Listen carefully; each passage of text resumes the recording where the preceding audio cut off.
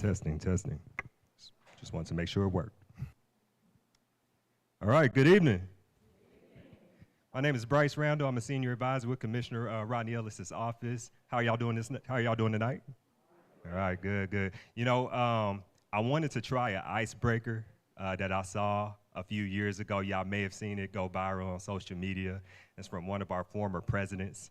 If y'all are all in with it, I want y'all to join in this chat with me just to kind of warm our spirits up before we get into this very serious conversation. So we're going to be talking about some really hard topics today. We're going to be giving y'all the real, and I just want to make sure that we warm up before we get into it because it's going to be a lot. So when I say fired up, I want y'all to say ready to go. Fired up? Ready to go. Fired up? Ready to go. Fired up? Ready to go. Amen, amen. All right, so welcome to our final last Tuesday series of the year of 2025. Today's program is Safeguarding Democracy, Protecting Access, and Building Power, presented to you by the Office of Commissioner Rodney Ellis. Now, before we get started, I wanted to let y'all know, I mentioned this earlier, but we are going to be having a very, very frank conversation about the moment that we are in right now in American history. There has been a long-term assault on our voting rights. And the moment that we're in right now requires urgency, and it also requires honesty. So we're going to be having a very frank and honest conversation about where we are, how we got here, and where we go from here. How do we continue building power in the face of the forces that are against us today? But before we do that, I wouldn't be me if I didn't tell a story. I'm going to talk a little bit about North Carolina. And when I wrap it all up, you'll see how the story of North Carolina wraps into the context of the state that we are in. So first off, 2012, right? Back in 2012, North Carolina had some of the most progressive voting laws in the country. I know that sounds crazy to say in 2025 that a state like North Carolina had progressive voting laws, but it's true. In 2012, they had some of the most progressive voting laws in the country.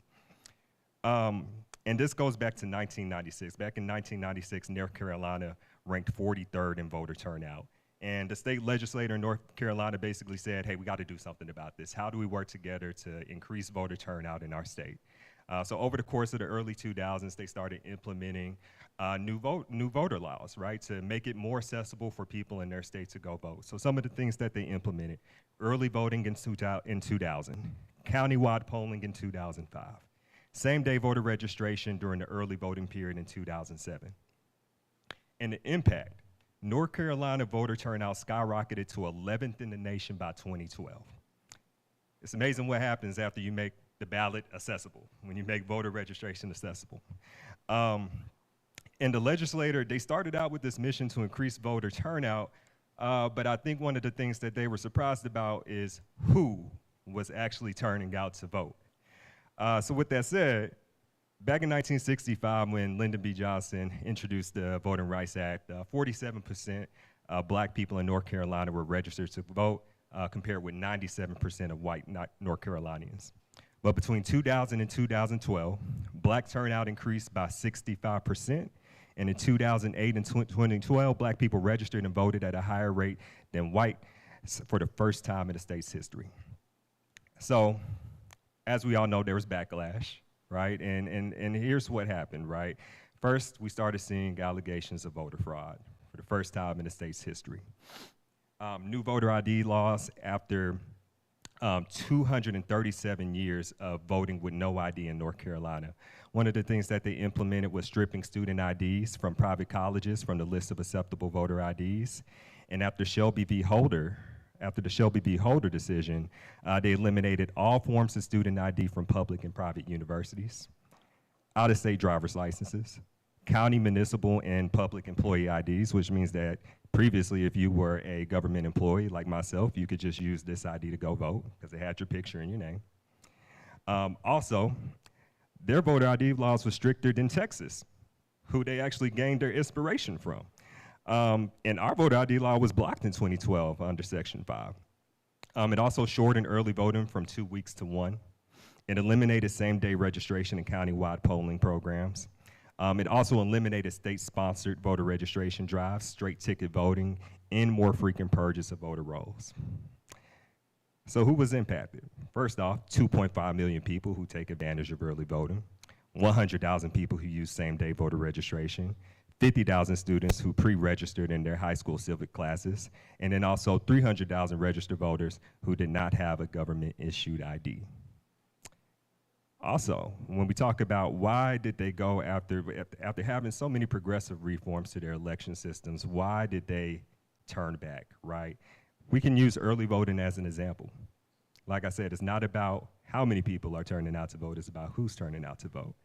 They found that 75% of black voters in North Carolina took advantage of early voting, whereas only 50% of white North Carolinians took advantage of early voting. I want y'all to know that the people who are in control and want to take away your right to vote are very surgical, they're very intentional, they're very patient, and they're way more intelligent than they let off. Anybody ever heard of Heritage Foundation, Project 2025? The Heritage Foundation was founded in the 1970s. Dismantling the VRA has been a part of their agenda for the past 50 years. I want to reiterate, these people are patient, they are intelligent, and they are surgical. So, but what's the argument that they use, right? The argument that they use is, hey, we want to protect the integrity of our elections. What do the real numbers say? Between 2000 and 2012, 22 million votes were cast in North Carolina. During that period, only 2 cases of voter impersonation were reported by the State Board of Elections. Out of 22 million votes cast, only 2 were reported to be cases of voter impersonation. Yet they passed some of the most restrictive voter ID laws in the country. That is the situation that we're in right now, and they're looking to go further. And part of this conversation tonight is going to be, what do we do as members of our community, as people who are trying to build power for our community, when they change the rules, when they change the rules of how the game is played? What happens next? How do we build power for our communities? How do we continue building power for our communities beyond the ballot box? And what do we do when they change the rules? So, if you've asked yourself that question, you're in the right place, because we're going to be talking about that tonight. We have an amazing moderator, some amazing panelists in the room sitting amongst you right now. But before we get into that conversation, I want to thank all of you for being here tonight. Like I said, this is going to be a very intentional and frank and honest conversation. But before we get into that, I want to make sure that I give a chance for our commissioner to give some brief remarks before we head into our screening. So I'm going to take a moment and allow our IT team to go ahead and transition us into a message from our lovely Commissioner Rodney Ellis. The right to vote is sacred, and it's the foundation of our democracy. And right now, it's under attack like never before. From early redistricting that targets half of Texas' African-American congressional districts, to the purging of voter rolls under false pretenses, to coordinated efforts in Washington aimed at dismantling the Voting Rights Act, extremists are deliberately scheming to silence voices and weaken our democracy. Tonight, we gather to discuss how to fight back. This evening's event, Safeguarding Democracy, Protecting Access, Building Power, is an opportunity for us to come together to learn, organize, and act. I want to thank you all for being here. Your presence sends a message that we will not be silent. Let's keep fighting for fair elections, for equal access, and for the power of every voice to be heard. And most importantly, make sure you vote. I'm sure the clerk can answer any questions you may have, but you can also find times, voting locations, and your sample ballot at harrisvotes.com. Thank you. All right. So now we are going to transition into our screening. I promise y'all it is not super long. It's going to be about 20 minutes. It's a film screening called The Officials, and it's going to help set the stage for the conversation that we're going to have tonight. So before our IT team goes ahead and lets the screening play, I want to do this one more time. Fired up? Ready to go. Fired up? Ready to go. Fired up? Ready to go. All right, let's get it.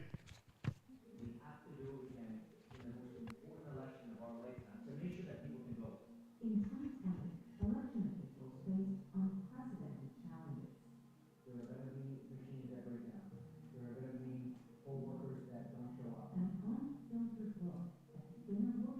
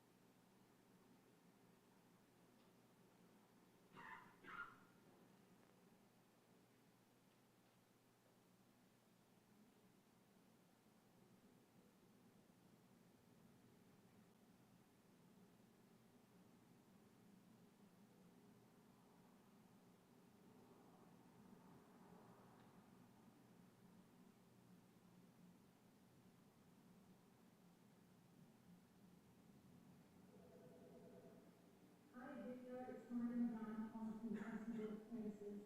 I'm calling because I've had coworkers in Temple School and they called to say that it wasn't open yet. Just calling to remind you that. So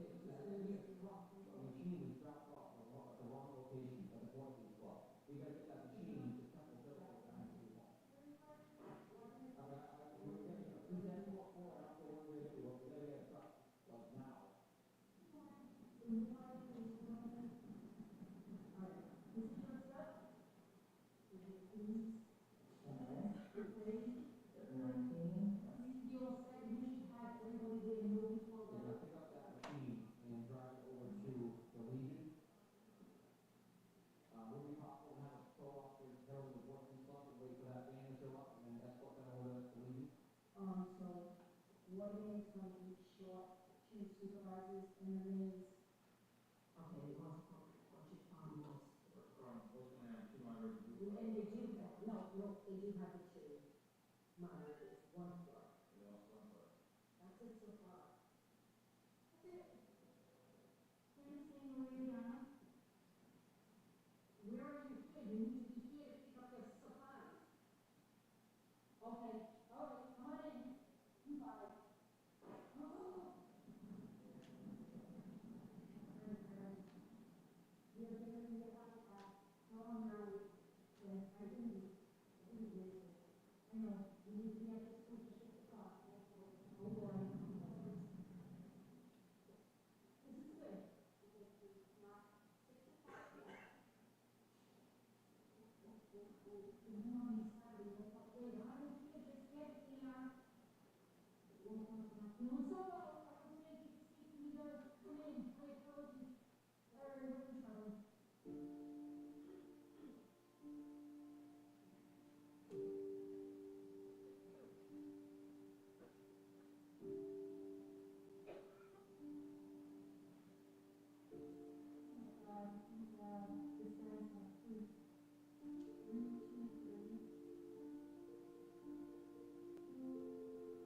Okay, listen to me, okay?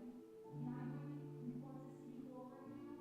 You're gonna have to pick up the supplies. Your other moderator just, texted me saying he won't be coming, he woke up sick. You're gonna be the only moderator there. I have faith in you, you are going to do the work. It's a lot of pressure for us in any election, but it's just not be popular much enough. As election officials, we've got to figure out a way to make it work in the conditions that we're facing and still succeed in the end. If we can't fail, elections cannot fail. You can't fail a vote.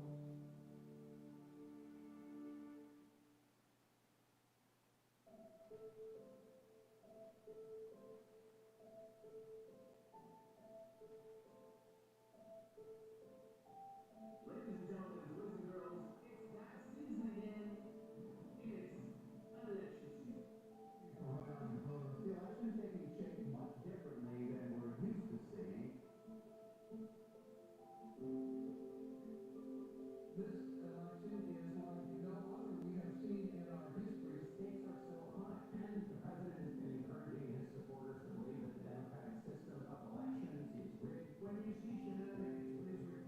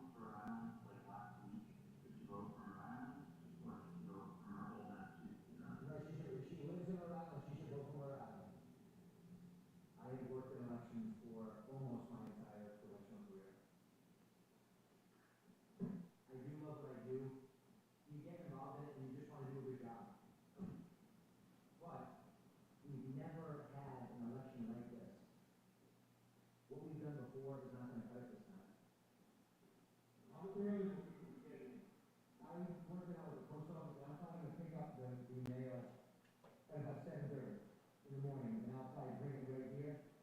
You address that works, right? We're good on space, right?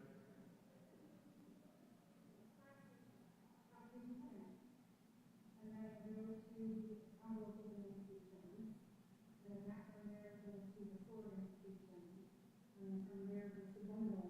And then there's the, if I'm not mistaken, the lock. Well, I don't have a problem with all that. Okay. How much space do you need at night to lock stuff up? We're hoping none, to be honest with you, but I think we should probably plan for, just boxes. Are you gonna be storing files to the goal? Out? Or are you gonna be storing files to the We're goal? gonna go back, it's just applications. It's just application. So we're gonna be sorting the opening and sorting the applications, into, different files, and then we're gonna ship them to our office, we're gonna be scanning. There's no balance coming through. So that's good. Yeah. We've never sent applications to everybody, but we have to do what we can in the most important election of our lifetime to make sure that people can vote. And with this pandemic, the best way to do it is by mail. But I am nervous, because any issue or any part of the process is gonna just bring the whole house down. So I'm gonna have a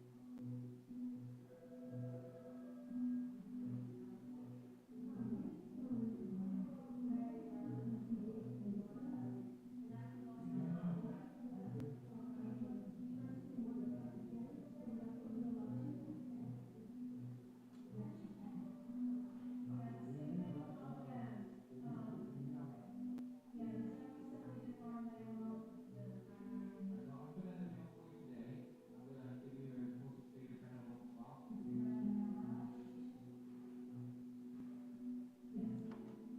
And you can drop it, at the next city hall, on the board of elections is,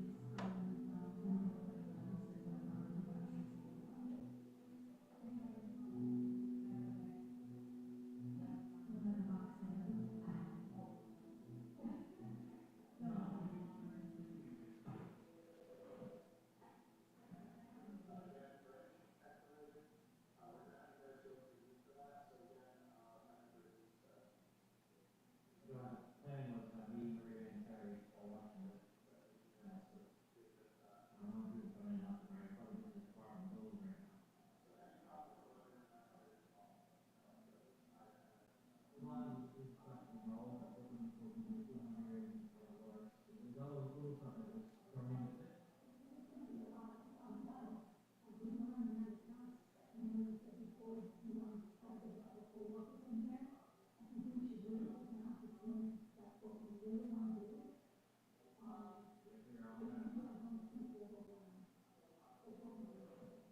let me get in touch with the Secretary of State and see what happens, and I'll give you a shout out. We get these keys, we have to read them to access the system. Basically, it's plugged into the USB drive, and it's just an additional code, so we have to physically present and enter this code in order to access the voting system.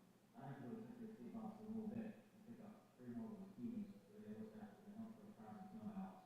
We're going with staff and board departments to get us going, not else, so we'll fall behind that, so that in the day, we can continue to focus on other stuff.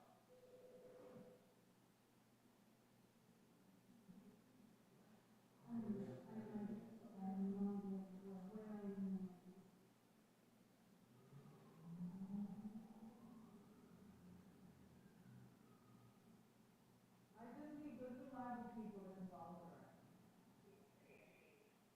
Education and following direction are two different things. Sometimes the smartest people don't have common sense. So clear it out. Oh, don't tell me, right? Oh. Okay. So, yeah, because I just need to go over some stuff that, with this election, I just want to make sure that everybody's gonna be all set. And that these places are set up properly. The thing is, I need more people than I did for the primary. I have quite the amount of local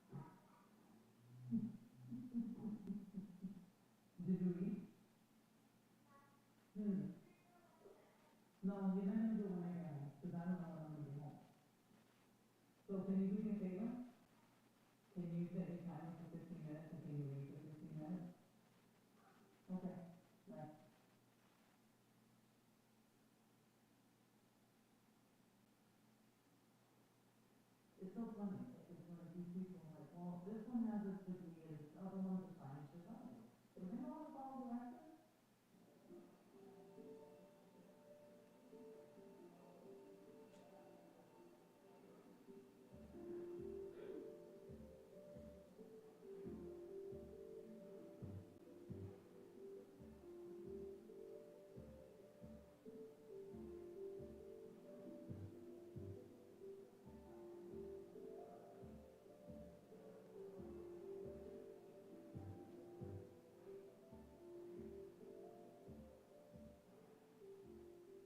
The opening and sorting is going awesome. The guard is ripping through them, and they're doing like 15,000 in like 3 hours. Yep, thank you. All right? Okay. Bye-bye.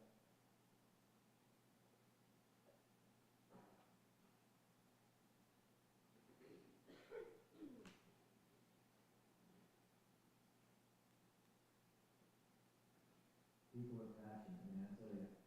These are, ballot applications that have come back from voters basically saying that they are not going to be voting by mail. Like this one here, no mail ballot, be American, go to the polls. I'm not sure what being American has to do with going to the polls as opposed to voting by mail. But I will vote at the polls. That's a good one. That's nice. And they got names on it too, which is pretty cool. I will crawl before I mail in my vote. Which is interesting. The end is near. The end is near. Seek the truth while it may be found. It is written. So the end is near, according to Newsday, for instance.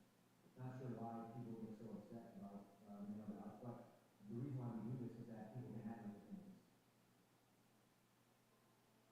Some of that team concerns that it's easier to cast mail ballots to reduce crowds at polling places. The critics say that could open the door to fraud. Behind in the polls, I'm seeing more and more frustrated about it. Trump now claims because of mail-in voting, the results may never be known.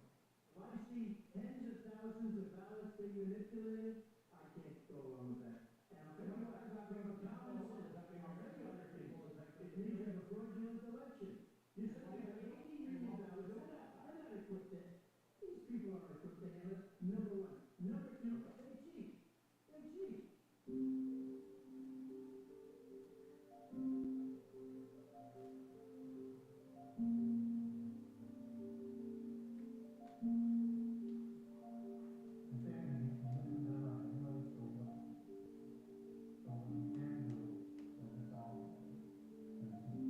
They're looking at statewide numbers, and we don't see all the voices on the height, then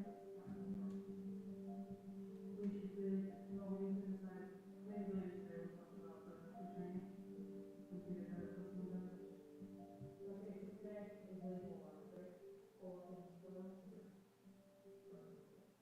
Is there any way to have people test it? Or no, so. Right? It's just everywhere. I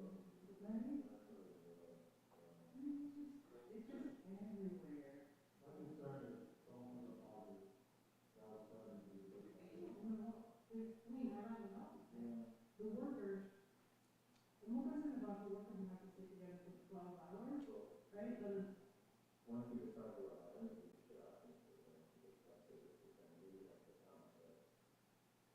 I don't know, this whole week has been insane. And I don't see it getting any better. And so, if there are any restrictions coming out, what does that mean for November 3rd?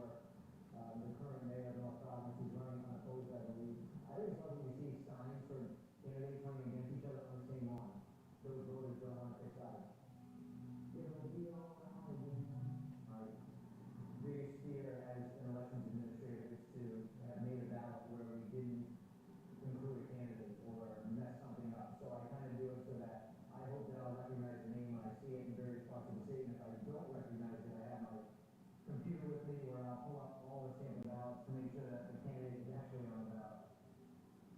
One of the most favorite parts of my job is the fact that I get to see so much of the state. Like, I love knowing Rhode Island as well as I do. Because we're so small, I think it's like a microcosm of the country. You've got, you know, the city like Providence, but then you've got these rural sections where, you know, people have farms, and like the demographics tend to be more conservative. And you know, while Rhode Island is looked at as a blue state, I think you'd be surprised that there is a lot more red than you think.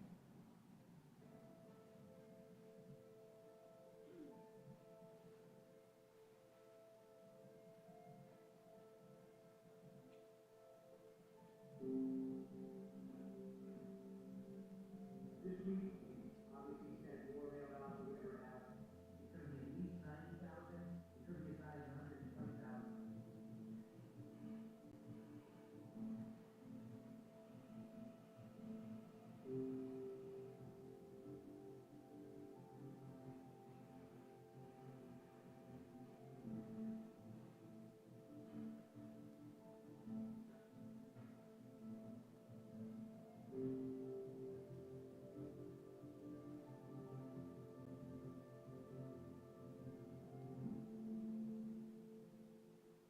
With so many voting by mail this year due to the pandemic, the Rhode Island Board of Elections says they're working through a bit of a backlog.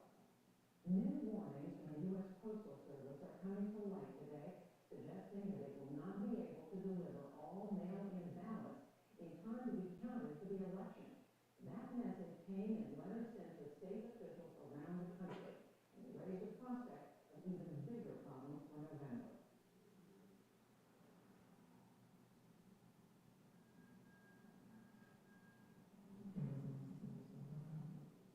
What happens if you, nobody's gonna see you on ballot? Yeah, we have a drop box off front within 24 hours. Every day. What? And let's see one problem here, this person didn't sign an application. So that's a new rejection. Most of them pretty straightforward. It's not. Let's see the T, let's see. A little bit of G, but I will look that one up. We do, if you understand, is really say, when no one's going to see the ballot of their job.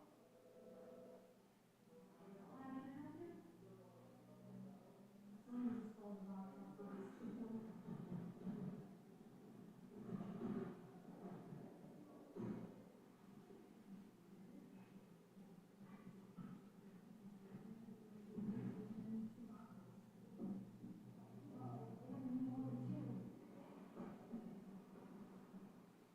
You can come inside the office and drop it off in here, because if you don't want that something different, okay?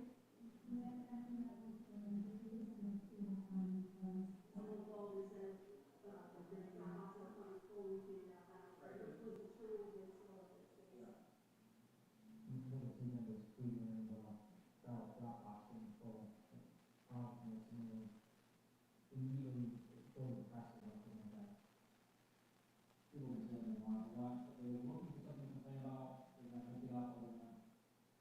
They're really blind to it and then say that, we can do that. Drop off is full, it's not.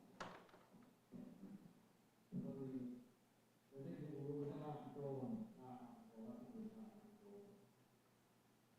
Same time, I want this information out there, I don't really want to leave now to the truck, this truck in the drop box. And I know what they're doing. We've seen a huge drop off for applications. We thought that things were going to be ramping up as time goes on, where I now think that we're going to see it plateau out. Right, because that was the question, is it gonna be a mail ballot? Well, I think Is it gonna be in person? right now we're at about 100,000 people have requested mail ballot. We originally were thinking somewhere between 300 and 400,000 mail ballot applications, but I think with all that's going on with the post office and the fact that we've got the early voting, people are more likely to do that. Elections is a job.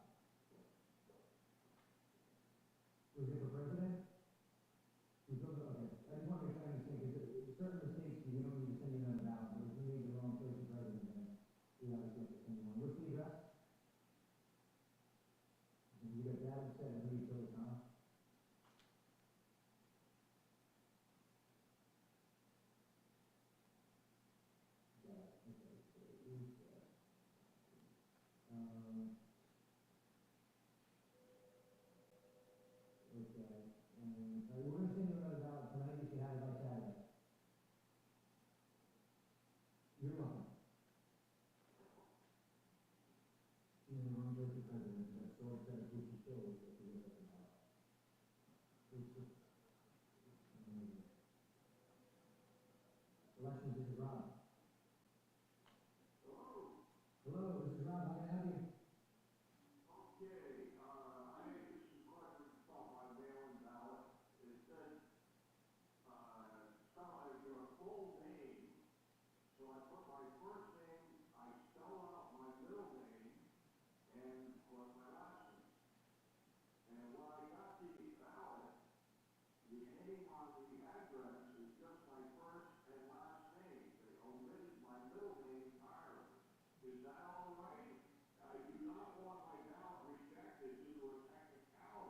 Your ballot's not gonna be rejected because you signed your middle name, but that's not what's on the voter record. So as long as the first and last name match the signature, you're gonna be all set.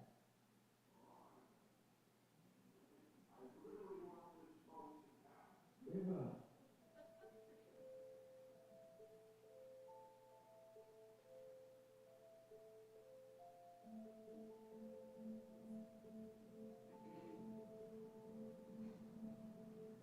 Today marks an important day, the first day of early in-person voting in every state. In the now 20 days leading up to Election Day, Rhode Islanders can choose to vote in person at your local city or town hall during the regular business hours. And while some most places like in New York, voters could just walk right in, others like in Providence, wrapped around the block to make sure their voices were heard. Yeah, I know. Happy emergency voting day, huh? With a line out the door. Oh, Jesus. Okay, thank you. All right, bye. Oh my goodness. People were waiting outside in Cranston at 7:15. They just hit 200. I don't, we're getting our coffee from the side, I don't understand.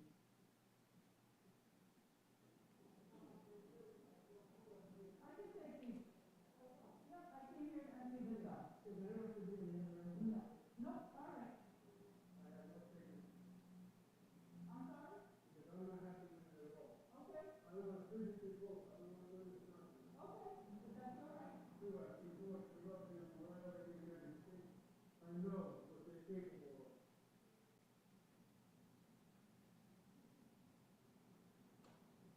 You off to the front, you're going to go standing? Are you sure? Yeah. You just let us know. Okay, thank you. I'll let you know. Must have some people in Georgia waiting for 11 hours.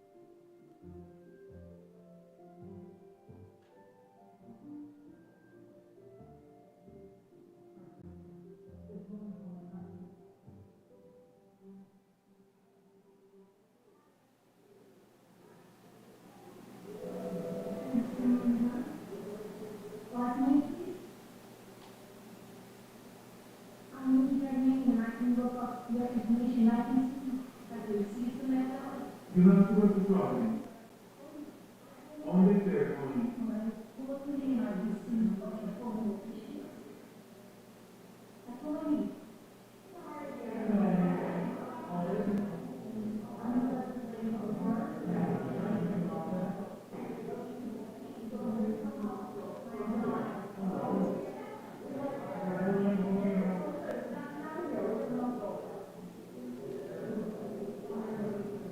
So tonight in the morning, and if you look at the research before my place, while waiting in the car, we're going to the hospital, she's delivering.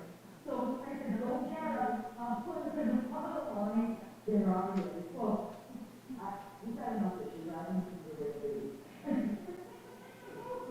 We said, yeah, it's only to the hospital, you know, the chances are not always.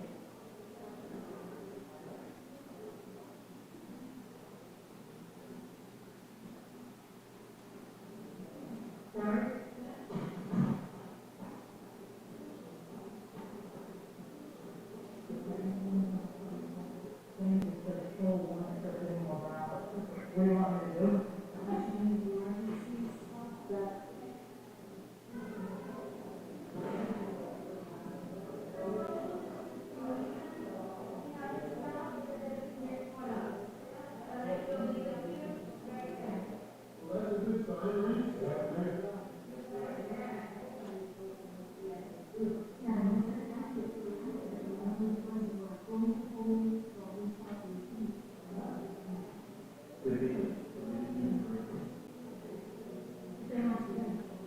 You go and now, you put it in the emergency.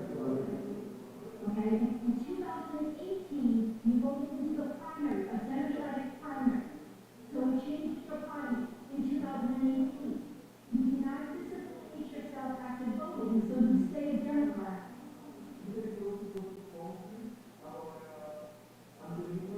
I understand that. Yeah, but you can't say that you will not vote Democrat when you've been doing it 1, 2, 3, 4, 5, 6, 7 years. So you can't, I don't know who, I can't see who was on the ballot, I don't know who you voted for, I just know that you voted on a Democrat ballot.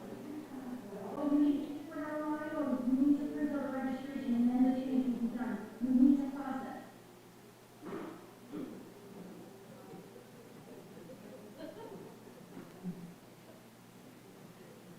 I'm sorry. Take a breath.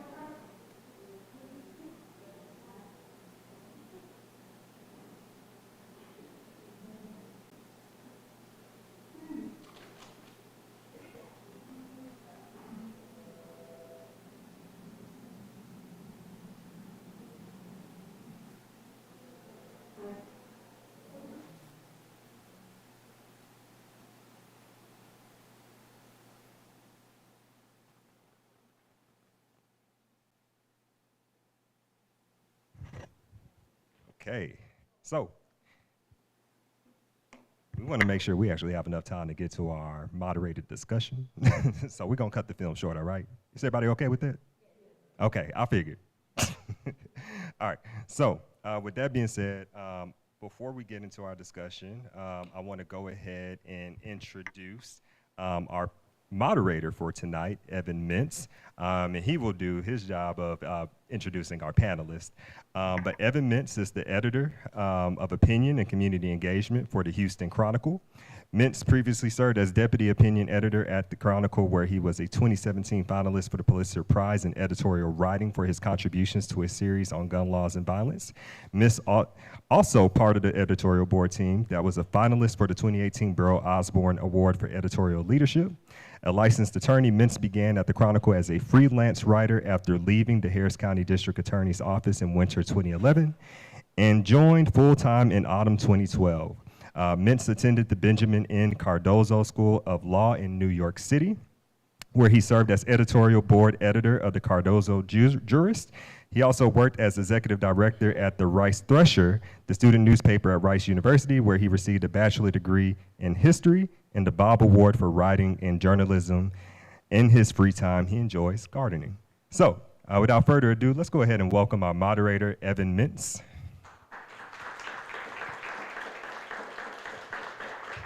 And can our lovely panelists please come to the front as well, too?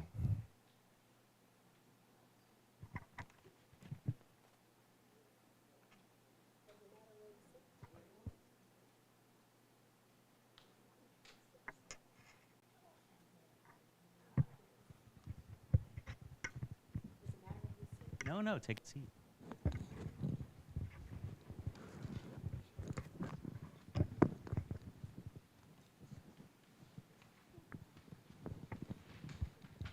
Well, thank you, our esteemed panels. Thank you all for being here this evening. I know that you could be doing anything else, but you are here to learn about voting and voting rights. And you know, I was originally brought on to the Houston Chronicle out of the DA's office to help with the endorsement process, specifically the judicial endorsements. We vote for all of our judges here in Texas, and Harris County is a big county, and there's a lot of them.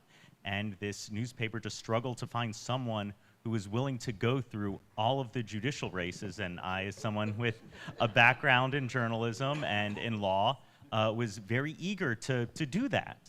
And I've been doing it first for 7 years. Then I left to do some communications work for a philanthropy, and then I came back. And we deal with all of the elections. We try to talk to all of the candidates, even in those races where there's 17 candidates running. And one of the things that I've learned is that all of those people are important. Something is inside them that gets them to stand up and run and drives them. And all these races are important. And we put in a lot of work to really try to give consideration to each one and understand what's going on. And then we see the election turnout, and in presidential years, it's huge. And in 2025, it's probably not going to be so huge. And sometimes there's reasons behind that that make sense, but also we know that behind the scenes, turnout shrinks, not because it's not getting enough attention, but because of intentionality, because there are people who are trying to make it harder to vote. We're trying to put barriers between the American people and their own government. And I think that's what we're here to talk about right now. So I was hoping that each of you could just briefly introduce yourselves, and we'll go down the line, and then I'll start asking questions and hopefully running a free-flowing conversation about what we're seeing right now in American elections and here in Harris County. Thank you. Hello, everybody. My name is Daniel Mesa. I also go by Danny. Good afternoon. I am one of those candidates that Evan was just talking about, and I actually ended up winning my race last year in November for Board of Trustees, District 2 for Lone Star College. Appreciate it. And prior to that, thank you so much. Appreciate it. Currently, my full-time job is with the Aldine School District, running a civic engagement program there called Aldine Votes. And then prior to that, I was actually living in Costa Rica, where my father's from and where I have dual citizenship, teaching English. Before that, I was at the Harris County Elections Office doing voter registration. And then Baker Ripley doing community center and civic engagement work as well. And then before that, I was a high school teacher. So I have some experience, and I'm still in my 20s. Thank you. Don't you just love that? Good evening, everyone. I'm Tanisha Hudspeth, your Harris County Clerk and Chief Election Official here in Harris County. A little bit about myself. I moved to Houston in '99 to attend the Texas Southern University. Yes. and begin my studies in broadcast journalism. But right about my junior year was accepted to the Mickey Leland Congressional Internship and went to DC, and that really changed the trajectory of how I wanted to do communications. So I was hired in the county clerk's office in 2005, just a fresh young lad out of college, and a lady named Beverly Kaufman, who was the county clerk at the time, took a chance on me. And 6 positions later, I was elected county clerk as the youngest first Black woman to ever serve in this role in 2020. So, thank you. Oh. Good evening, everyone. I'm Cherise Story. I am here tonight representing the League of Women Voters of Houston. I am currently the Vice President of Voter Services. My experience is a little bit different than these other colleagues on the panel here. I have a corporate America background. I came to Houston in 1979 to work for a major accounting firm, Big 8 accounting firm. You know I'm old because there are only 3 or 4 now. So after retiring corporate America after 40 years, I am a CPA, but during that time, I worked with the League of Women Voters with naturalization services and voter registration, and just kind of did community service in different ways. And so now that I'm retired, I spend more time with my community services and enjoy trying to promote democracy. I'm Emily E.B. French, and I am the Policy Director at Common Cause Texas. I am so happy to be on this panel with all of us who are in our 20s. Look at all of us, all in our 20s. But so happy to be here tonight. I was born in Houston and raised in Wichita Falls, Texas, and I went to law school to sue my parents for raising me in Wichita Falls, moving me out of Houston. No, but I went to UT Law, graduated in 2018, spent 5 years at Texas Civil Rights Project doing legislative advocacy, election protection work. I love to be annoying at the Capitol, and unfortunately, then after my parents moved me, I got to move back to Houston finally, and then I married an Austinite. So now I'm in Austin, but so happy to be here tonight in Houston with y'all. Well, thank you very much. Let's start big picture. 60 years ago, this year is when the Voting Rights Act was signed into law, and I think that's a moment we can say that America finally fulfilled its promise to everyone, so that all Americans could take part in our electoral system. But over the decades, we have seen that promise eroded. We have seen that rolled back. And Clerk Hudspeth, I was hoping you could speak to this. What does that look like on the ground in Harris County? Wow, that's such a big question, and I've got to figure out how do I translate it because there's so much information I want to share. When I think about, all the things that I've seen Harris County accomplish in elections. So I was a staffer for 15 years before elected. This year will be 20 years total, so I'm definitely not 20, Emily. And Emily said annoying in capital, but I like to say good trouble, right? So when I think about that, I think of seeing all the different waves. I've worked for Republicans, I've worked for Democrats, I know what makes them tick, I know what sort of legislation they want to see for different things. And if I did not say that most of those waves of times is discouraging, then I would not be being very transparent and honest. But I remember seeing us get to 2020, right? And there's always different sessions that choose what their battle is going to be. But one thing's for sure is voting is always on the menu in the Texas legislature. And I'll go a little bit further back. In 2010 was the first time that there was some aggressive laws passed on photo ID. I remember coming here to attend Texas Southern University, and as a first-time voter, I could use my student ID to go vote, right? Well, in 2010, there was, and it might have started before then, the push to create new photo ID laws. Before you could use how many people in here remember you could use your voter registration card as long as you had that, right? You can go into the voting booth and you can cast your ballot. So when I think about that time frame leading into now 2025, all the legislation that's passed here in Texas, what is going on with the federal government, while though I might get discouraged, I also get encouraged that we can get on the other side of this, right? And to go from 2020, having young people run in office and have drive-through voting, and you all just watched elections. Well, that's elections in Harris County. We're just only on steroids. But when I think about 2020, I'm like, we should have recorded that moment. But you had young people running in office where we had drive-through voting, where we were preparing to send applications for ballot by mail to the whole county so that people could be safe and not fear coming to vote and getting sick. And for every progressive good thing that we did for voting, every next year the Texas legislature made sure they peeled back every single layer of that progression and making voting easier, accessible, and fair. And so I know I have to close this because you have tons of other questions, but what I've learned to be true is that a lot of voters want the same thing. They want to live in a good environment. They want safety, right? They want an opportunity to cast their ballot, how they want to cast their ballot. But the way we go about it is not always the same, right? And so with doing this work in the environment that I am in, it's always playing defense, when really I should just be focusing on making sure as many voters possible in this county get to vote. And Francis is standing back there who helps me with legislation, but I'm always having to think 10 steps ahead to defend the voters of Harris County. And it's absurd, right? It is the thing that keeps me up at night. And I spend a lot of time in Austin talking with people across the aisle saying, this makes sense for everybody. You know that you're doing this to your voters too, right? So we could go on a litany of different things, but when I think about the Voting Rights Act and being a little girl, 2 years old with pigtails, walking into the voting booth with my mother at the library, and all the things that has happened from the early 80s to now, I often wonder, how are we in 2025? And that the Voting Rights Act is on the menu. I'll stop there. Thank you.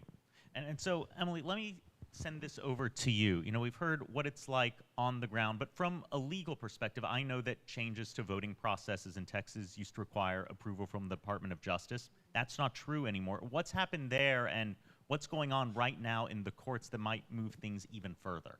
Of course, and I'll just start by saying I looked up during the movie, Harris County actually has 200 more square miles than Rhode Island and 4 times as many people. So Clerk Hudspeth is doing a Yes. great job with your own state. 25 states combined is the size of Harris County. It's crazy. Yeah.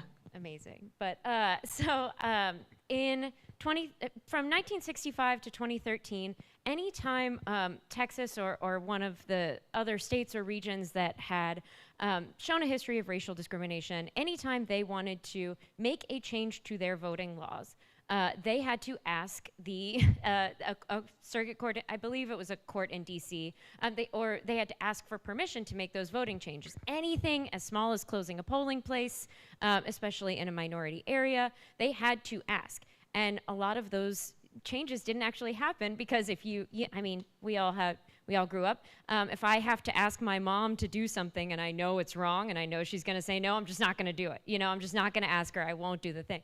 And so in 2013, the Supreme Court removed that seatbelt from the Voting Rights Act in Shelby County v. Holder. That's how we got where we are today, right? Texas closed the most polling places out of anywhere, and sometimes polling places have to close, but of course Texas, a lot of places are closing them in minority areas, especially more rural Texas, and they, you know, all kinds of terrible voting changes, out of cycle redistricting. Texas is able to just do it, evidently, and they have done it, although I'm hopeful about the litigation in that case. We'll see. But that was 2013. That got us all the way on the backslide to where we are now in 2025. Just last week, the Supreme Court heard a case called Louisiana versus Calais that might allow every redistricting criteria that has to do with race, might take it all away, might remove that Section 2 Voting Rights Act protection, and that would essentially leave nothing left of the Voting Rights Act from an unelected body of 9 people. And I think if Shelby County was removing the seatbelt, this is sort of making it a free-for-all, like Mario Kart situation in terms of driving. It will be incredibly unsafe, I think, for voters, especially, you know, minority voters. They're afraid of black voting power, frankly. All minority power, but I think especially black voting power. And I think the Supreme Court is working to take that away. Can I Go ahead. Can I just briefly add one thing? So Emily really painted a picture, but I also want to paint further that the people that run elections are not some magical folks, right? They're your neighbors, they're your community members, they're your church members. And when there's constant changes to election laws, the demand that it puts on us all, I mean, my team right now, because we're trying to make sure we cross every T, dot every I, when an election's over, we're still auditing records, and a lot of people are getting out of the business, resigning or retiring because of the demands of what the legislation puts us on us to do the job.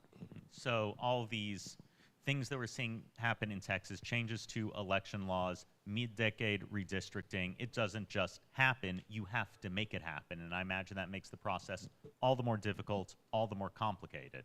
And if I don't make it happen, as a matter of fact, the state of Texas wrote a law in 2023 when elections returned back to me that if I sneeze wrong, they'll remove me from political office. Now, of course, I'm joking when I say sneeze wrong, but there's a litany of broad things that the state can come and provide an administrative complaint against the work that we're doing. We just said this county is larger than 25 states, right? That there's actual law for my size county to remove me from political office. So just to put it all in historic context, you had the Voting Rights Act. States with histories of discrimination had to get approval from the federal government, from federal courts, before they could make changes to their election process. We lost that in Shelby. Well, at least you could still sue after the fact for discrimination. We might be losing that now in this Louisiana case. So with all of these changes coming down, sometimes it just comes to the people, to the folks who are voting. So Daniel, let me put this on you. You work at the intersection of organizing, civic education, voter engagements. You know, what are the sorts of things that you're seeing get between people and their voting booths, and how can we help overcome that? Thank you for the question, Evan. And to Clerk Hudspeth's point, in 2023, so I started working with the elections office in 2021. It was, for me, essentially a dream job for me. I graduated from University of Houston in 2017 with my degree in political science. Funny enough, I actually met Bryce at the elections office. We worked together on the same team. And we were kind of rivals, but we got along. And so those 2 years, that was my first time ever working a full 24-hour shift. I saw some of my coworkers from the ETC working over 24 hours, working 32 hours. And then when it wasn't election time, we were out in the field trying to register voters, convince people to take part in their elections, and not just every 4 years, right? And so eventually I did get burnt out. And then in 2023, that's whenever the legislation was passed to actually undo the elections administrator and send it back to the 2 elected offices.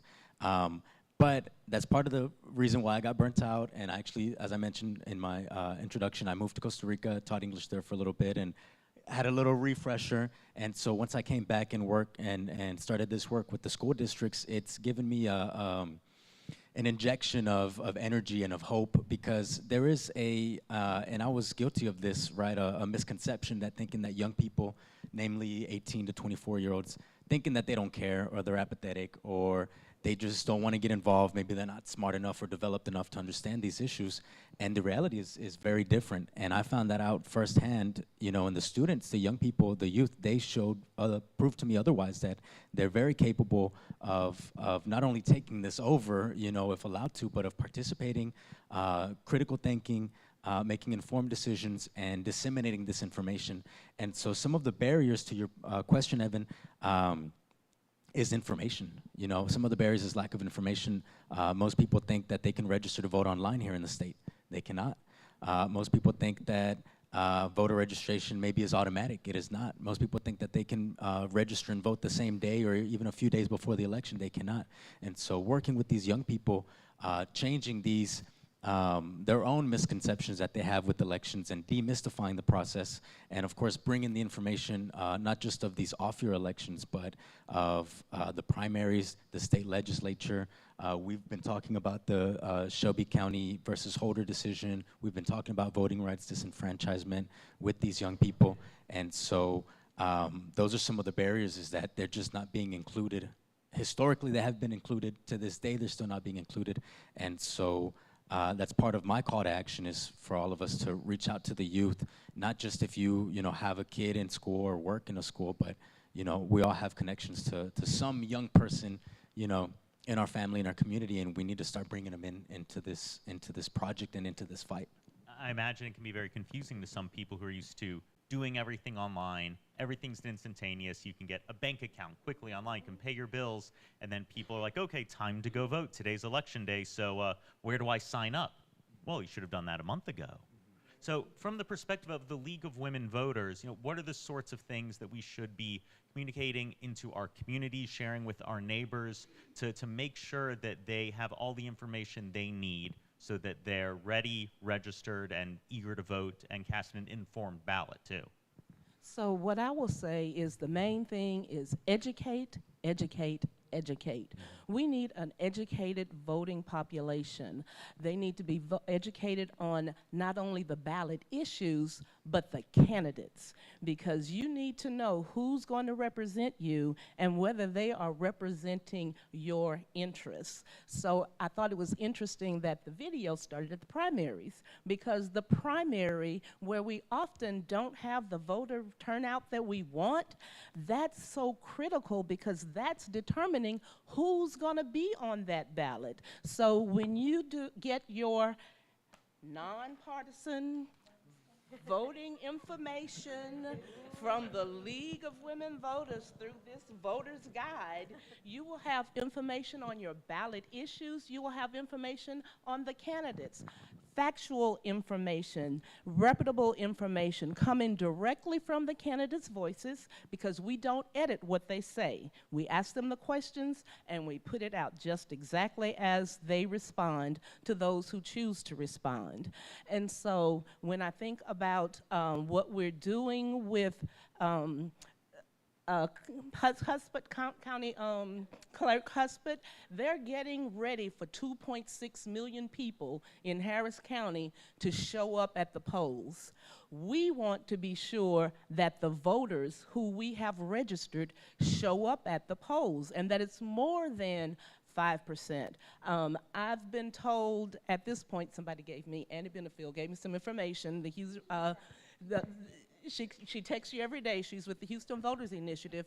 At this point, we're at early voting, and we've only had less than 100,000 people in Harris County show up for early voting. We only have a few more days for that. So we need people, we need everyone in this room, because you are educated voters, you need to be talking to someone. You're an advocate. You need to make sure that others are advocating, the people that you talk to, the people that you have lunch with, the people that you work with. You need to be sure that at some point they are getting information to say, show up at the polls. And did you pay attention to this person? We want to be sure that when you vote, your voice is not being dismissed. Everybody's voice counts. And so we need, Harris County, the city of Houston, is very diverse. We need our representatives to be like us, to represent our community and our issues. So take it to where that person is. If your issue is around education, then make sure you're voting for these school board trustees. Are you interested in the budget? Well, we've got a controller who we need to, vote for. Are you interested in your city services? Well, you've got a county commissioner. We're right here in one's office. You've got your city council members. You need to vote at every level of the organization for people who will represent your interests, because you need to be educated on the issues and the candidates. There's a responsibility and accountability not only for the candidate, but for the voting population, because you need to be responsible to show up. And you don't want a minority of people, just a small fraction of the population, to make the decisions that impact your life. So take it to that person, and when I say take it to, in a very nice way, for the issues that are important to them. Attach the voting with the public policy that impacts you to make it all relevant, and hopefully that will entice your family members and your neighbors and all these people you come into contact with. Hopefully that will entice them to show up at the polls. So let me put a pointed question to you. I talk to folks a lot. It's part of the job. And I'll hear from people and say, well, I voted, my side lost, what's the point? Or even worse is that they'll say, I voted and my side won, and they didn't do all the things they said they were going to do. So what's the point? What is it that we need to tell voters to keep them engaged, even if they feel like their one vote doesn't really matter? Well, every vote matters. Even if your side doesn't win, they need to know that you are there, and that even though it's an issue that might be controversial and 50% won, well, there were 49% of us who had a different thought. So it's important. And so so your voice will always matter. Your perception of an issue may be a little bit different than someone else's perception of an issue. So call your city council person, show up at City Hall, go to a candidate forum, ask the questions so that they know what's on your mind. Even if they don't vote that way, they know the voice of the population, and they know what the community is thinking about. Now, they may do something different because of party affiliation, but they know we're there. Because if they didn't think our vote and our voice was so precious, they wouldn't be trying to take it away from you. So think about that. You're not going to steal somebody's dirty jeans when you walk into their house. You're going to steal their jewels. Well, what is your voice? Thank you. So Clerk Hudspeth, how do you inspire people to keep voting even if sometimes it feels like you didn't really have an impact? Yeah, I'm on my 7th stop today. So I'll tell you, I've said, your vote matters, Harris County, over and over and over and over again. But we also have to envision that an election doesn't just, start and stop after someone's elected. It is a journey, right? Yes, we are elected officials because you choose us. But then when we get there, you don't just say, okay, now she's got the job, go do the job. Right? It is part of the community's job to hold us accountable. And what that means is come volunteer and be an election worker. I see some election workers in the crowd. Raise your hand. Raise your hand, Ted. Can we give them a round of applause? So elections don't just magically happen. For a November election, it takes 12 to 15,000 people in Harris County to run an election, to have 600 voting centers on election day, 70 early voting sites. And it takes us 9 months to a year to prepare for the next November election. And so when I say that, I'm like, it just doesn't stop when that person's elected. You show up to the meetings, or if they have a civic group where they want involvement or feedback, that it's a part of all of our jobs. Yes, we're the spokesperson, and you've hired us to do the job, but we also, your electeds, after you elect them, say, hey, how can I come help? How can I sit at the table or give you feedback on how to do the job or things that we want to see? So again, 5 million people that live here, 2.5 registered. Of that 2.5 registered, we just heard the number. We hadn't even hit 100,000 for this election yet. And so the best way that I can say it is, when you feel like it's a call and it's something you're really passionate about, every radio station, no matter if I agree with their politics or not, because some radio stations, I go on to the radio stations, news, community meetings, all the places that we can go. And our office does incredible work. We have young people. I have like a 20-member team of outreach members that go all over the county to every event to talk about voting, set up the voting machines, and recruit young people to work the polls as well. So, it just doesn't stop and start with every election. It's a journey, and you all need to be on the journey with us. Thank you. Daniel, you work with a lot of young people. How do you encourage them to stay involved? I imagine it's very easy if you cast your first vote and it doesn't go the way you want, and you say, well, why did I do this in the first place? Thank you for the question, Evan. And to Clerk Hudspeth's point, yeah, social media is huge. My journey began in 2015. That was my first election, actually, when I turned 18. And I was an election worker. And it was a 2015 election, so it was very slow. We played board games, we ordered pizza. There weren't too many people coming in to vote. And, I was like, this isn't right. All the work that goes into, now that I know, having seen it, all the work that goes into putting on an election.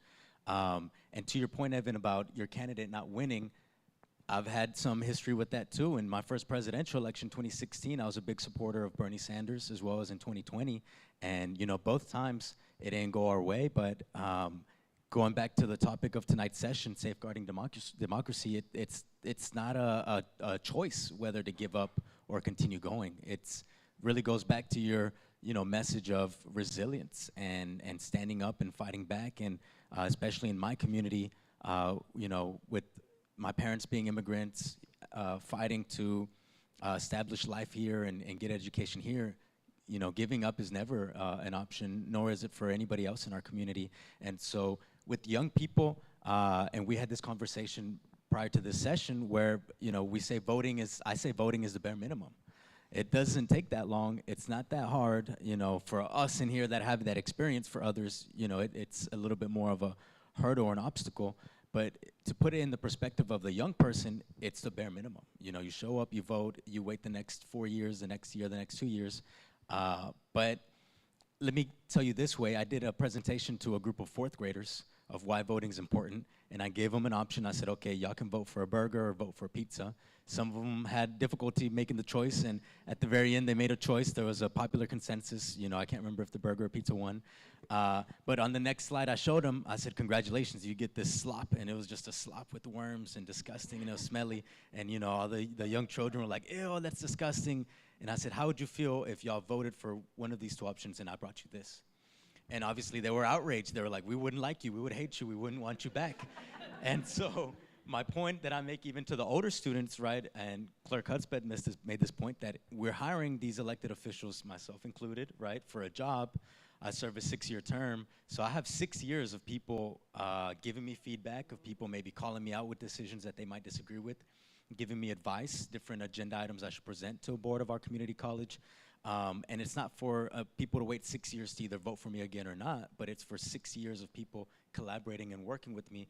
And so, you know, a 4th grader understood that. I said, well, look, maybe the solution is to work with me, understand why I brought that, get someone else. You know, there's not so much, I mean, nationally, you know, there is the process for impeachment in other states and other jurisdictions. There's process of recalls or different means to get someone back if you don't think they're doing a good job in the position you elected them to. But at the very least, we do encourage young people. We take them to Austin, we take them to DC, we have them visit with their elected officials. We encourage them to write letters, to make phone calls, obviously do these personal visits. And so to us, that is more holistic of a civic engagement lens than just voting. So it sounds like that voting is very important, but it doesn't end there. You have to keep up doing that community engagement beyond it. So Emily, let me throw this down to you. Your focus is largely, I imagine, on the legal aspects of it, but where have you seen that sort of successful community engagement outside of the election process? What does that look like? Yeah, I'm happy to talk about this big victory that we actually got this year at the Texas legislature. So the big push this year at the Texas legislature in elections, other than, the usual, we want to punish Harris County for helping people vote. But no, they like Clerk Husband. She's doing a good job. Yeah, exactly. You haven't sneezed wrong yet, they'll say that. But the big push this year was to force people to prove their citizenship in order to vote. Not only is that, it's based on a myth, right, in Texas, that we have tons of checks to make sure that non-citizens are not on the ballot. Non-citizens don't want to risk voting because who would risk deportation and fines and prison time just to cast one ballot, right? Voting's important, but it's not worth jail time. And so it's not an issue, but there's this big push, to feed this racist narrative, non-citizens are, all these false things. And they wanted everyone to come in and prove citizenship to register. It's not like a voter ID thing, it's even just to register to vote. And if you were born in Texas, you could only use a birth certificate or a passport. I don't have a birth certificate that has my birth name on it because I married into my current last name. And somebody on Twitter was like, why didn't you change your birth certificate when you got married? I was like, that doesn't make any sense. Thanks, internet. But I would only be able to use a passport. And if I didn't have a passport, a rush passport is like $600, right? If I find out, a week before the voter registration deadline that I need a passport, not to mention they didn't provide for any infrastructure for counties to even check passports, right? Are we all going to line up like the DMV at Harris County and bother these lovely election officials? So it was a terrible policy, and we were going from office to office trying to say, hey, please don't do this. This is a really bad idea. And I thought, I'm not usually a pessimist, but I thought for sure this was going to pass and we were just going to have to deal with it. The moment I started to think maybe we have a shot is when we went to an office of somebody who would normally be for proving citizenship to register, and his staffer said, actually, our constituents have been asking me about this. Our folks have been calling me about this. And it turns out that a lot of people had been calling their offices about this. And I know sometimes it feels like you're just spitting into the wind when you call one of your legislative offices, not so much in Harris County. But truly, there was a swell of people who were calling and saying, I don't want to haul down to the office and prove who I am. I've lived here my whole life. This is not my problem. This is something the state should be doing, and the state is doing. And so we ended up waiting that law out. It did not come back up during special sessions. I still think they're trying to push it. So when you go to vote in the constitutional amendment election and Proposition 16 says, affirming that non-citizens cannot vote in Texas, whichever way you vote, know that that's already in the Texas Constitution, and they're just trying to start a narrative. But I think that staying involved and telling people what you think, again, being annoying to causing good trouble, whatever you want to call it. I like good trouble better. But making sure that your elected officials know how you feel about things, what you think, particularly those in the legislature, because I still think we can move the needle on good and bad policy in the ledge. So it sounds like that you've really identified something that people can do outside of elections. It's just call up your elected officials and let them know what you think about things. And I imagine you don't have to be an expert on it. You can just say, I'm a voter and this is my feeling on it. Yes, or send an email if you're a millennial like me who's afraid of the telephone. So, Sharice, what is it that you think, what's another thing that people in this room right now can bring back to their friends, their communities, and say, this is something you can do beyond elections to help protect our democracy, to help stay involved in lawmaking? So one thing that you can do about is communicate. And when I say that, go to town hall meetings when they have them, but go to the town hall meetings and ask questions. Let them know what you think. Make those telephone calls. They're not always answering the phones. The phones are ringing off the hook, but they're taking the numbers and they're looking at and tallying which way the calls are going. Go to city council meeting. Talk to your city council person. Do you know who your city council person is for your district? If you don't, find out. Make a call whenever there's something happening. So make your voice known in whatever way. And like she said, you know, a good old-fashioned letter is a good thing, but most people don't do that these days. They want to do an email or they want to make a phone call or do something online. So communicate. Let the people that you have elected know what you think. Go to the polls and vote for the people that you think are going to represent your community. Because, you know, we fought long and hard. Our ancestors fought long and hard for voting rights. And we need to elect people that represent our community. And think about it.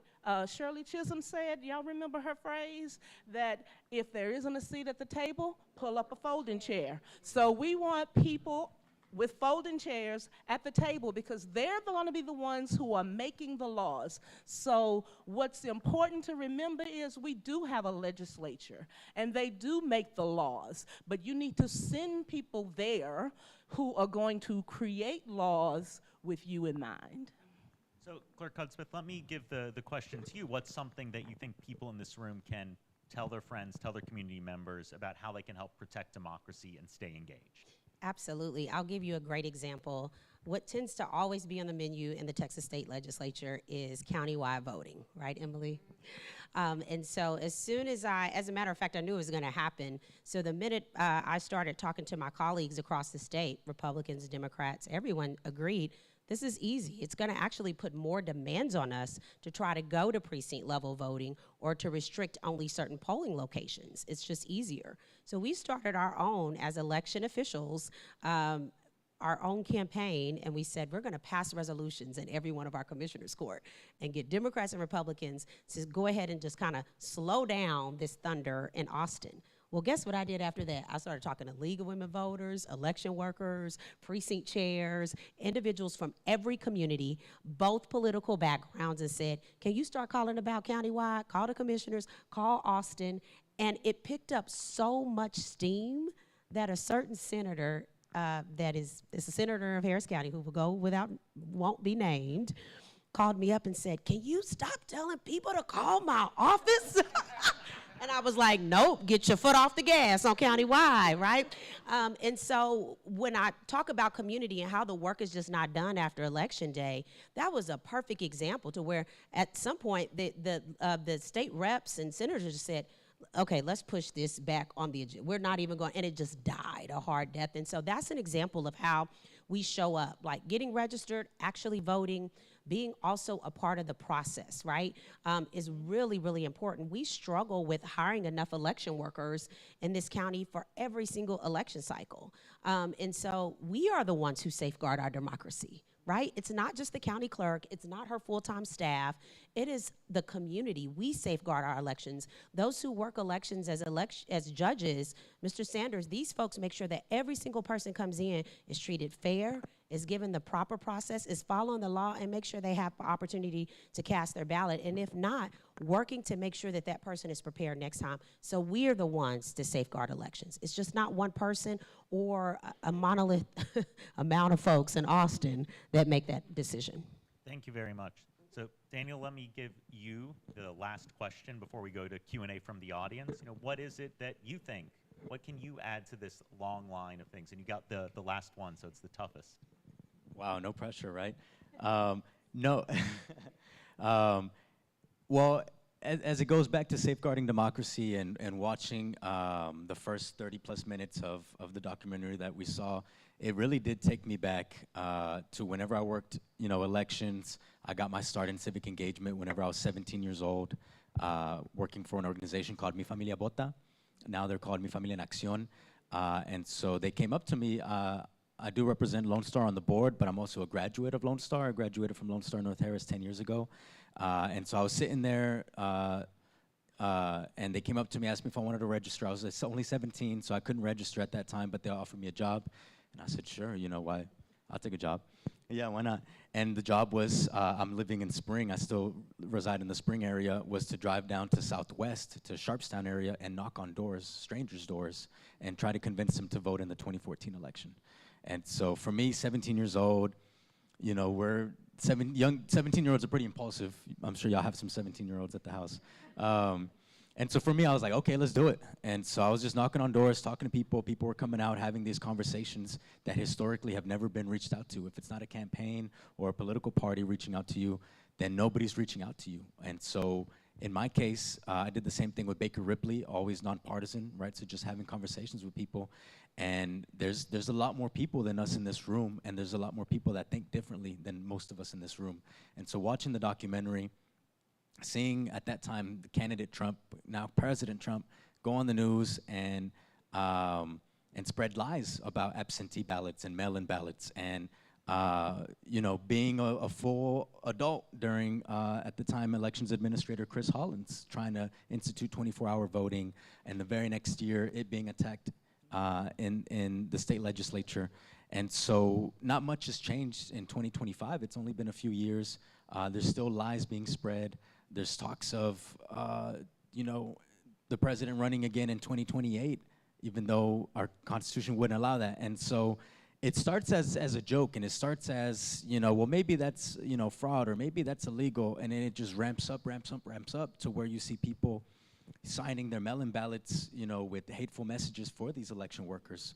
And so we're still living in that. I don't want to, end on a pessimistic note, but the point is to not give up the fight and to continue to bring more people, even people that think differently than you, because like Clerk Hudspeth mentioned, we all have, the same things that we want in common, and try to bring more people into the fold before it's too late. And if I can just add, strategy is really important. Emily worked for the Texas Civil Rights Project, but there are groups like Texas Civil Rights Project, ACLU, that protect the things that need protecting that I can't do in my official capacity, right? So they're the ones who can go make sure people get sued for the things that they're doing, right, that are not right.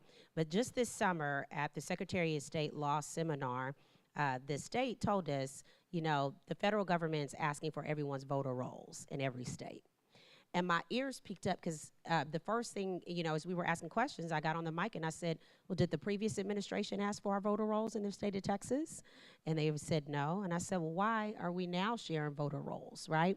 And so we just kind of started asking the questions because they're already setting the table, right? We already know where the trajectory is going. So I'm already talking to my county attorneys and individuals from behind the scenes to say, this is coming down the pipeline. Right? And the state records have to sync with the counties, and we need to have a checks and balances when they do release it. And then we ask, well, will we be notified when those voter rolls are released to the federal government? Well, there was no straight answers. And so what I'm already doing behind the scenes is saying, we need to start public information in the state of Texas. We need to know whether those voter rolls from Harris County or any other county is being released, because that's a part of safeguarding our election. Now, I could stand at the door and say, no way, no how. You're not coming in here, myself and Annette Ramirez, who's the voter registrar. But the truth of the matter is the state has everyone's records, and we don't know when they're releasing it or not. Some states allows it, right? Texas is public, information is public, but a lot of states don't. And so they're setting the table now for 2026 and beyond. And those are red flags for us and other ways that we can work together with groups that have the funding and the dollars and the support to defend democracy as well. Thank you. All right, so I want to take some questions from the audience. We got a little bit of time. I know there are folks out there with microphones, so maybe I saw a hand right here in the front row. You folks have been brilliant, absolutely fantastic, but don't get your egos up because I'm about to slash and burn you. Yeah, my name is Ted Weisgall, and I didn't get here on time tonight because I was working the Tracy G. Community Center as a clerk, and I had to be there until 7 o'clock. The selection of this date for this meeting, not a good idea.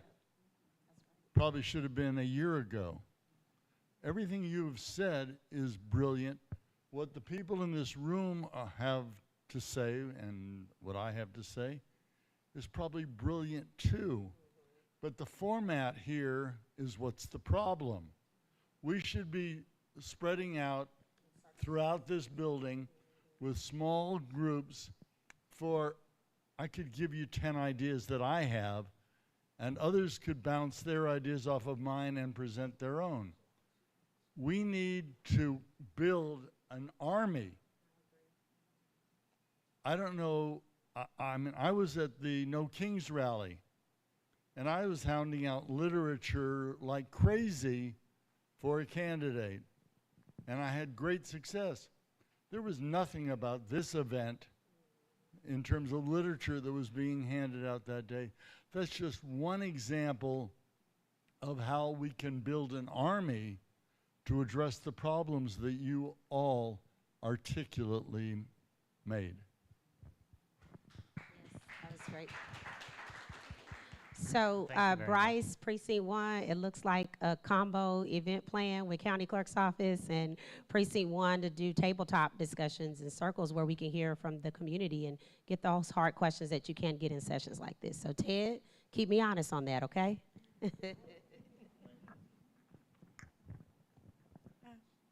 Good night.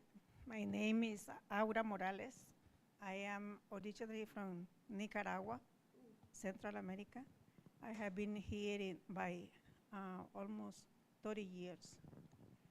I feel proud of the work that you have been doing because I know it takes a lot of your time, a lot of time away from your families, and the courage to be there and to do something for us. We really appreciate that. I am going to vote. I will feel glad to do that. But I will feel very, very sad for the people who have been taken by ICE, and maybe they are citizens. But I would like to know if there is something that somebody is doing, because between the media that makes all people crazy, because you don't know what you are looking on the phone is true or is not true. The people, they hear on the news, they need to go to vote, but they are afraid to go out, so they will not go. So either if we are expecting for the democracy to be defended, who is going to do that? Who is going to do that? Who had the challenge? There was the ex-President Biden today calling the people that do something or wake up, but nobody's going to do anything. Who is the way? Which one is the way to solve this? This is not right. We all know that. We all, everybody, the little kids, they know that this is not right. It's completely wrong. But how can it stop? That is the point. I know maybe it's not the right meeting to mention that. And as I said, excuse me, because I know you are doing a great job. But we are away. Today, when I told my sister, and we both are citizens, when I told my sister I will come to this meeting, and I invite her to come. And she said, no, I will not go. You don't feel afraid to go? I said, yes, I do. But I want to go because I want to know what is the expectation, what is coming next. We need to know something. We are in the limbo. Everybody, every day we wake up, it's the same. It's the same. The news the same. The people, the feeling, the same. Either if somebody wants to do something, it doesn't look like at all. So Thank what you. I'll say is we don't really have a legitimate answer for you on that because of what's going on in this political climate. And I'm here nonpartisan, but what I will say is we need to pay attention to legitimate news sources and hope that we can tell true factual information from misinformation. And I want to add to that. I think that as you see, whether it's National Guard, whether it's federal law enforcement, engaging in behavior across this country, some of which is legitimate, some of which is getting caught up and criticized in the courts, the real power that comes from that isn't necessarily out of the agents themselves, but of the fear that it induces. And that the best way to fight back is to go out with courage, like you are right now, and continuing to engage in civic society. Because there's this sense that if things really get bad, if America really suffers, well, clearly people will rise up. Clearly someone will push back. But if you look at countries across the world, it's very easy to just go through life. It's very easy to go through your normal routines. And it's only in those moments where you really start to stand out do people get bopped down. And I think that's why it was important that we had, and I can say this because I'm not an elected official, you know, I'm not in a nonprofit. It was important for us to engage at the No Kings rallies that happened to show that we can still express our First Amendment rights. It is important to come to events like this. It is important to go vote, and it's important to speak out. And it can be scary. But, you know, I've got little kids at home, and I tell them, you know, courage isn't not being afraid. It's being afraid and doing it anyways. So that's what I have to say. I was just going to add, because you mentioned that individuals could very well be afraid to go vote. And so I created, my office, we created an election task force that includes the county sheriff, that includes all of our 8 constables, and some HPD, our fire marshal.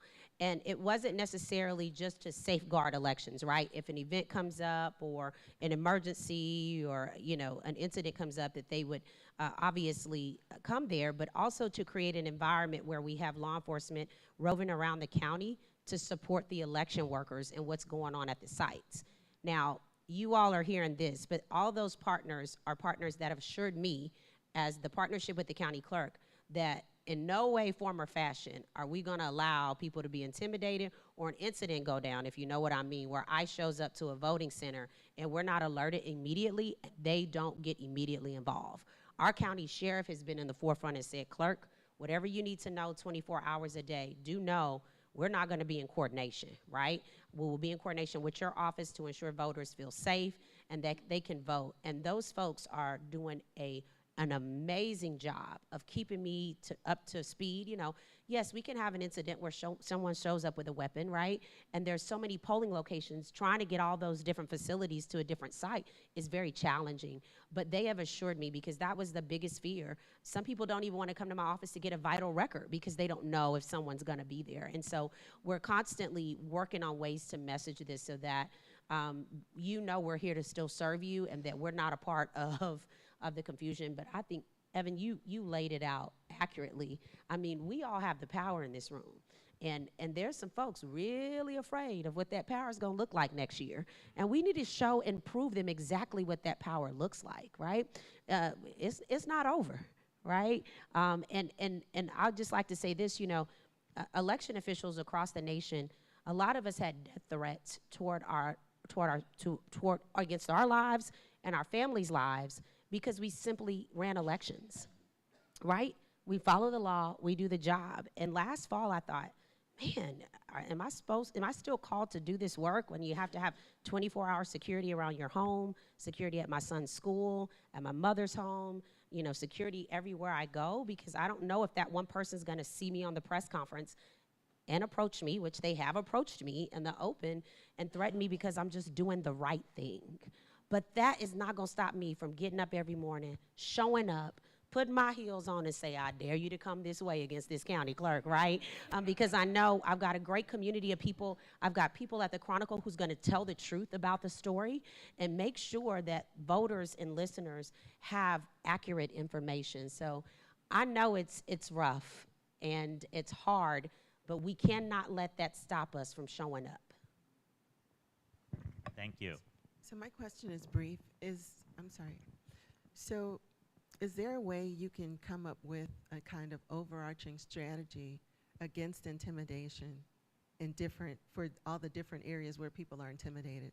I am a professor of history at Texas Southern University, and I know that I have felt the presence of elected officials on our campus. I used to be able to just walk downstairs in the Barbara Jordan building and go and be educated about various things related to the election process and all of that. We had very strong representation from the late Congresswoman Sheila Jackson Lee. You know, we feel the vacuum. And I can also say that that level of intimidation impacts professors as well. Yes. So there's just been like a bucket of cold ice that's been dumped at a lot of different levels. And I'm also concerned about my neighbors who are Hispanic, and I know they're afraid because I'm talking to them. So there needs to be a kind of organized, strategic way of helping people in these different areas understand, you know, what really is at stake so that they're not afraid. And I mean, we're talking about it in our professional meetings as historians, but I know across the board, intimidation is real. Mm-hmm. So how do we map out courage? That's what I'm saying. I think how do we map out courage is a huge question, and I think like I really look up to the folks on this panel, to Commissioner you know, people in this community, and you are mapping out courage every day by going to work in this environment, right? Like people are fleeing Texas left and right. I don't blame them sometimes, but your students know where you stand, right? Your students know your strength even when you are not allowed to say it explicitly, right? And I think nobody's doing enough yet, right? Because we're all trying to figure out, none of us have lived through the fall of democracy in America before. Hopefully we still aren't, but you know, we all are trying to figure it out.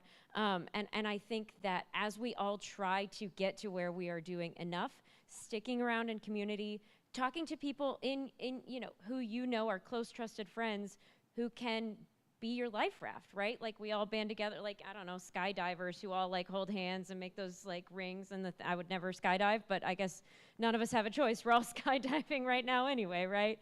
And I think community is so huge. Following people on social media, like different organizations. I know like Common Cause is working on we're a democracy organization. We're like, we gotta get into protecting people from intimidation, protecting people from ICE raids. We are doing that for the first time ever. And following organizations like that, Texas Civil Rights Project's been doing it for years, ACLU has been doing it for years, and just getting on social media. I think ACLU has like an Instagram channel, ACLU Texas, that's just like, here's what you can do today, right now. And I think making sure you know you're not alone and taking advantage of not being alone is the best answer I have. Yeah, just to add to that, there are a wonderful group of attorneys here in Harris County that are election protection, and they work around, when I'm talking about elections right now, right? But there's also fact sheets that my office provides that includes, like, here are the facts about the election, here are the facts, and here are the myths. And I know that this is gonna pick up big time next year, because there's going to be all sorts of scenarios and things coming up that will help address intimidation. But, you know, I'm going to go out on a limb here and say we need to get your students to come visit the election headquarters so they can visualize what it looks like, right? You see on the news, okay, people voting at a voting booth, but to see how massive the operation is and how we have to take it seriously. But election protection is excellent. They work with our office and are boots on the ground.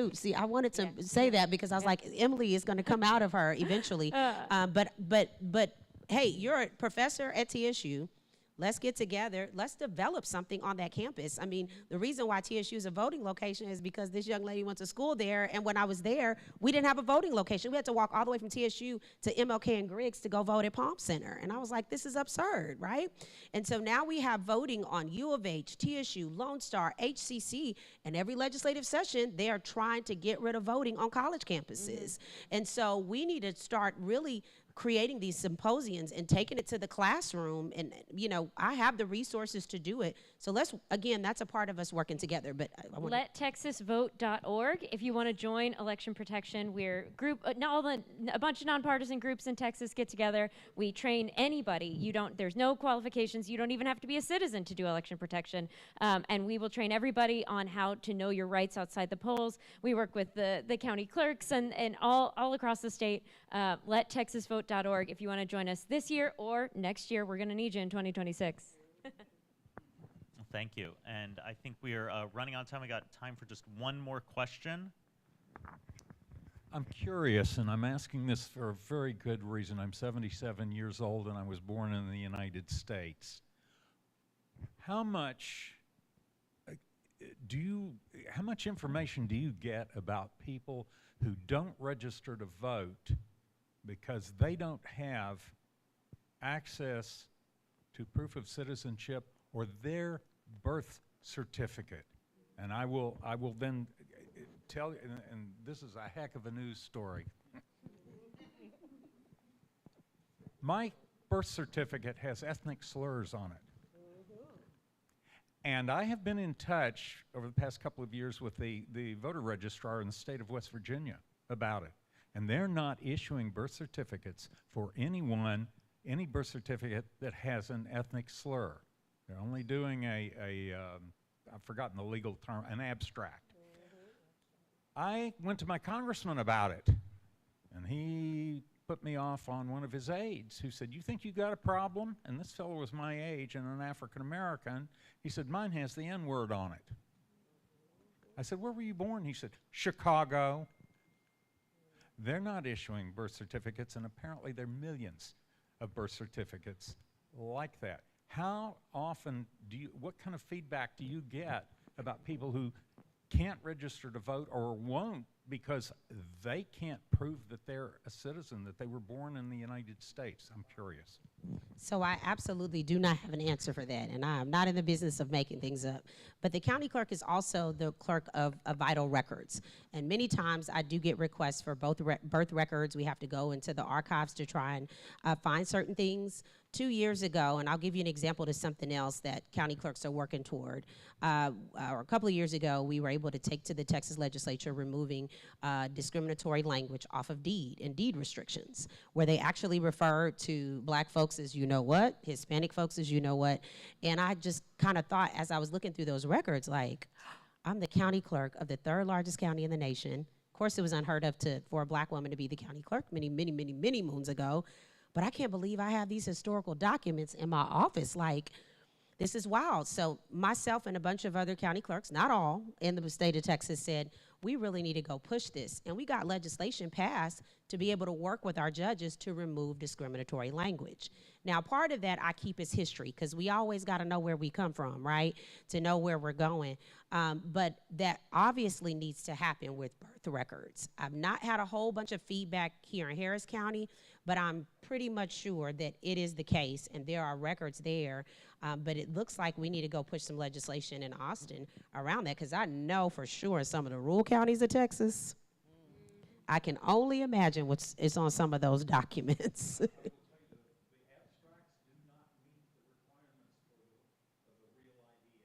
Yes. But you don't need a real ID or birth certificate to register to vote. That's right. That's right. So you don't need that. Yeah. Well, thank you for that, and I want to thank all of our committee members, all of our panelists for coming. I want to thank you for attending.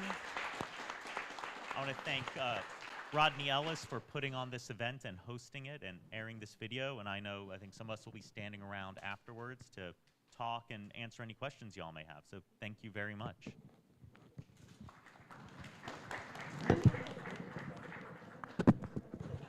And one quick thing for everybody before we start dispersing, we do have resources available to you. Ms. Cherise Story mentioned the League